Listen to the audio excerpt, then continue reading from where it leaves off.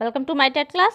Friends, अभी हम जो देखने वाले, कल आपका एग्जाम है, तो पर्यावरण से रिलेटेड कुछ महत्वपूर्ण बिंदु मैंने यहाँ पे लिए हैं। तो आइए देखते हैं इन बिंदुओं को। यहाँ पे जो पहला बिंदु है वो कि हमारे शरीर में लगभग कितना प्रतिशत जल होता है, तो 70% जल होता है। अगला पॉइंट है विश्व जल दिवस मनाया जाता है, तो वो मनाया जाता है आपका 22 मार्च को। अगला है कि सरिस्का राष्ट्रीय उद्यान स्थित है, कहाँ है, वो आपका राजस्थान में स्थित है। आगे देखिए, आगे है यहाँ पर पारिस्थितिक तंत्र में अध्ययन किया जाता है। जो पारिस्थितिक तंत्र आप पढ़ते हैं तो उसमें अध्ययन किन चीज़ों का किया जाता है, तो जीव का और उससे संबंधित जो वातावरण है उसका अध्ययन करते हैं, और इसी वातावरण में आपके जैविक और अजैविक घटक भी आ जाते हैं। अगला है कि दक्षिण की गंगा कहा जाता है, तो कावेरी को दक्षिण की गंगा कहा जाता है। ताजमहल को किस गैस से खतरा है, किससे, तो आप देख रहे हैं सल्फर डाइऑक्साइड से, यानी कि SO2 से। जो ताजमहल में पीलापन आया है वो SO2 की वजह से आया है। आगे है कि ग्रीन मफलर का संबंध है, तो ग्रीन मफलर का संबंध ध्वनि प्रदूषण से है। आगे देखिए, आगे है आपका वायुमंडल में कार्बन डाइऑक्साइड का जो प्रतिशत है वो 0.03%, और इतने कम कार्बन डाइऑक्साइड होने की वजह से भी आप देख रहे हैं कि कितना इफेक्ट हमारी पृथ्वी पर पड़ रहा है। अगला है कि भोपाल गैस त्रासदी किस सन में हुआ था, तो सन 1984 में हुआ था, जो मिक गैस रिसाव के कारण हुआ था, बहुत से लोग मारे गए थे। अगला है कि चंबल नदी का उद्गम स्थल है, तो वो मध्य प्रदेश है। आगे दिया है कि मिनी माता रोग किसकी वजह से फैलता है, तो वो पारे की वजह से फैलता है।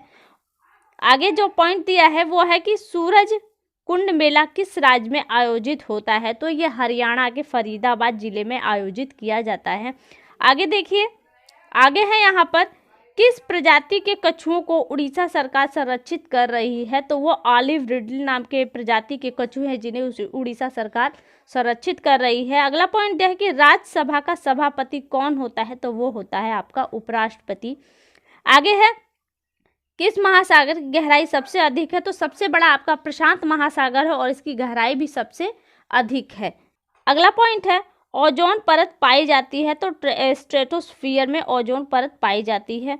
आगे देखिए, आगे है डाची गाम राष्ट्रीय उद्यान संबंधित है, तो ये हंगुल नाम के एक हिरण है उनसे संबंधित, और ये कहाँ पर है, ये आपके जम्मू और कश्मीर में है।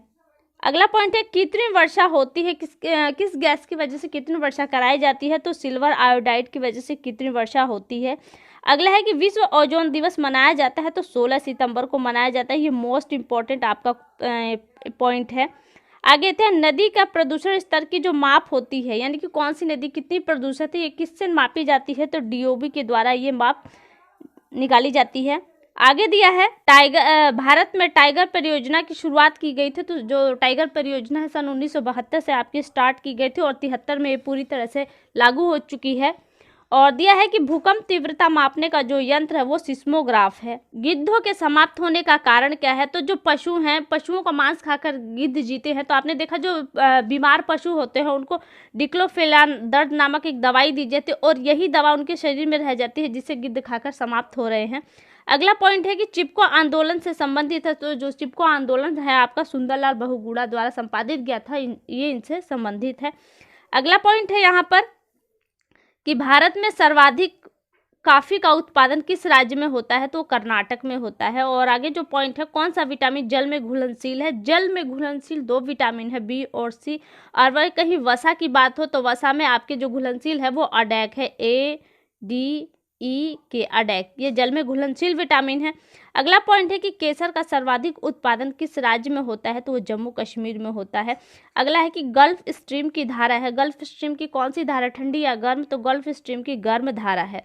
आगे देखिए, आगे है आपका कि भारत की सबसे बड़ी कृत्रिम झील है जो आपका गोविंद सागर झील है गुजरात में। अगला पॉइंट है विश्व स्वास्थ्य संगठन का मुख्यालय कहाँ अवस्थित है, तो वो जेनेवा स्विट्जरलैंड में है। अगला है कि सूती वस्त्र की राजधानी कौन है, तो वो मुंबई, सूती वस्त्र की राजधानी मुंबई है। वहीं अगर भारत का मैनचेस्टर कहा जाता है तो वो अहमदाबाद है। अगला है गुलाबी शहर कहते हैं, तो गुलाबी शहर जयपुर को कहते हैं। आगे पॉइंट देखिए, और ये लास्ट पॉइंट है बाल और नाखून में कौन सा प्रोटीन पाया जाता है, तो कैरोटीन नाम का जो प्रोटीन है वो बाल और नाखून में पाया जाता है। तो फ्रेंड्स, ये महत्वपूर्ण पॉइंट थे आपके एग्जाम के लिए। फिलहाल अभी के लिए इतना ही। उम्मीद करती हूँ आपका पेपर अच्छा होगा। पेपर के बाद आपसे फिर मुलाकात होगी, तब तक के लिए नमस्कार।